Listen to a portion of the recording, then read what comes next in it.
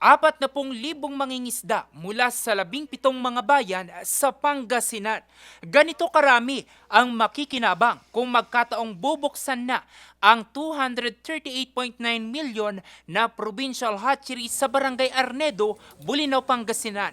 Ito ang kauna-unang Philippine Rural Development Project Provincial Hatchery sa bansa.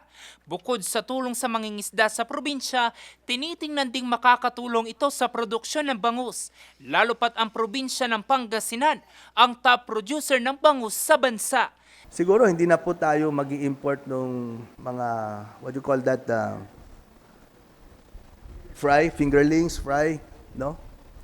That comes from the southern part of the country or coming from other countries, no? Kahit pa paano, a big portion of the need will be supplied by our bangus breeding and hatchery facility in Bolinao. Kamakailan lang, personal na binisita ng mga kinatawan ng World Bank ang konstruksyon nito. Bukod sa mga mangingisda, inaasang makatutulong din ang provincial hatchery sa 63 bangus nursery operators at bangus satellite hatchery operator sa probinsya ng Pangasinan. Jose Robert Inventor, RNG News.